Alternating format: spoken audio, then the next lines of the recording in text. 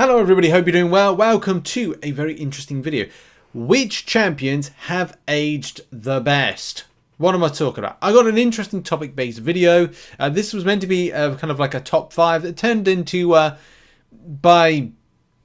top 18, and I've probably missed off your favourite champion that you feel has aged the best.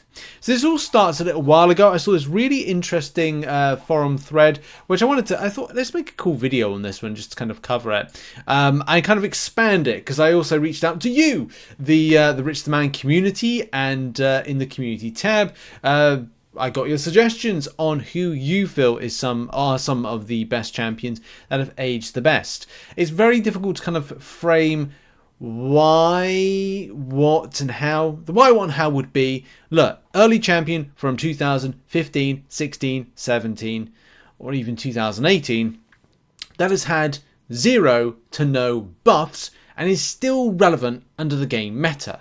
So a good example is, as Dr. Strange 19 puts here, Archangel, who hasn't been touched. I think he was slightly nerfed back in the day when it came to his ability accuracy reduction or something else. And there was also other issues at the time for Domino. Haven't ever been problems with Hyperion, but they've all stayed relevant since they've been put in and where they are in the current state of today. Even through going, through 6-star versions of the champions, and even some cases 7-star versions of the champions as well. It's an interesting thread. I'll put a link to it in the description. Lots of decent information, and of course we've now collected that particular data and have come to a certain point. The point being my arrow. No, look, these are the champions that I've kind of put down to a top 18. Champions that have escaped being nerfed, they have escaped being, well, they haven't been buffed. In some cases, questionable marks with that. I think there might have been something for Human Torch back a long time ago. But to be honest, I think the same thing for a lot of players. If you're new to the game in the last 2 to 3 years, even like 2019, there's a lot of Marvel Contest of Champions lore, champion change lore as well. And I'm not talking about LAW, I'm talking about LORE, things that you might not have remembered or known back in the day. But it's certainly interesting to note that when champions like Domino, champions like Nick Fury, champions like Archangel and Ronan, which if a lot of you know, this season of Battlegrounds is a go-to attacker based on how it interacts with buffs and how you can get that lovely perma-stun on. There's also champions like Ghost, which I've seen a fair few people break out to use against Danny Moonstar as a viable option. Hyperion, of course, is a very easy rotation-based champion, and you'll more than likely find him being used in each month of things like Cavalier difficulty or Thronebreaker, and as well as other content as well. And it's highly likely to dip into your particular roster and find some of those champions. Like you can see, I have Nick Fury as a rank 4 6-star, a very, very formidable champion. A little bit more that I go down. The thing is, I do have a Domino that's 5-star. I do need to get my 6-star up further, but that's another story for another day. I've got to be careful about these rank ups, especially with Deathless King Groot coming around the corner, possibly rank 2ing Deathless Guillotine, and so many other things. But if you just kind of just go down your roster, you'll more than likely find some of the champions that I'm going to be mentioning in this video, and you've probably got the same champions as well floating about in different areas. So as I did say, I did go a bit further to get some information from you, the community, who very kindly interacted. We got 69 comments on this community tab post, and it was interesting as well just to kind of see some of the things that people are saying. It was also nice to kind of feel like, oh, I'm not alone with that thought that Hyperion and Archangel and Ronan have been doing their lines, their kind of schedules and things with people's interest. Also interesting that the likes of Wolverine was kind of a mentioned champion. I've also put in this Killmonger, and I think that's a very good point. I felt like I was going to go, no, I don't agree with that. However, though, as they have mentioned, Battlegrounds defense has seen a resurgence of certain base champions that are defensive frustrations. And whether or not it was at the time you're seeing a lot of Killmongers in Alliance Wars defense, hey, you're going to see them a lot more in Battlegrounds defense. So it's definitely an option that is solid enough. It's consideration for many people to rank to 7-star versions, you might see them from time to time, as well as other ones.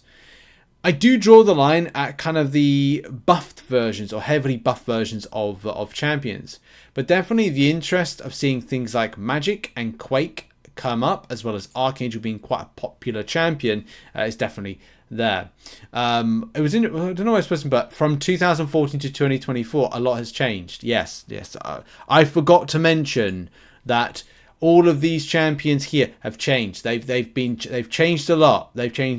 But or maybe the game has changed. But yeah, you don't find yourself using Human Torch against Mystic champions. You certainly don't find yourself using Aegon in like endgame content like Necropolis, and also Abyss of Legends and Labyrinth of Legends, and certainly this month you haven't found yourself using Ronan. Champions that quite obviously have changed. That was sarcasm against that particular point. Sometimes people have good points. Some people put the darndest things, and we like that, don't we? It's all about trying. So yeah, in this second kind of block right here are champions that, look, people are still using now. Sunspot utilized this week for Danny Moonstar fight. Wolverine has been a top champion to use with that like Horseman synergy, the Horseman pre-fight that you can put on the champion. Even Void. Was Void used this week? I can't remember if Void was used for this Danny Moonstar fight. It was definitely an option for some other fights as well. I'm just trying to... I think it was... No, that's it. Alliance Wars Showcase. Champion was broke out for that. Scarlet Witch, which is now going to be put into as a 7-star for Alliance Wars as top prize you can get. Again, just emphasizes the point. Aegon used in Necropolis, and Human Torch as well is just a regular miss counter that everyone uses, regeneration counter that everyone uses, or a lot of people use, and as well, I use that champion. I should have used Photon for Necropolis, but hey, when you've been using a champion for such a long time, you're like, do you know what? I could probably do better with Human Torch than I would do with Photon. Although I did end up using Photon for this week with Danny Moonstar. So look, the point to get to is those 6 in that block there have not been altered since, or to my knowledge, most of them have not been altered in a buffed form. Yes, Scarlet Witch was nerfed, but still remains relevant after a nerf. That is impressive. There's lots of other options which I do agree with. I haven't put them in the list because I kind of like a bit... Doom, I do agree with that one. I thought it was more kind of like fun to use some of the other champions that I've kind of like picked for it. But yeah, it was kind of like, it was good to see that there's just a lot of kind of aligning with stuff. We've got Scarlet Witch coming up, Ronan, Archangel, Scarlet Witch, you name it, it's there. I would say as well, and like, again, I do agree, Captain Infinity War is still good and has been entered in. I think he's a 7-star now, so I guess that is a relevant champion to use. I can add every champion, damn it.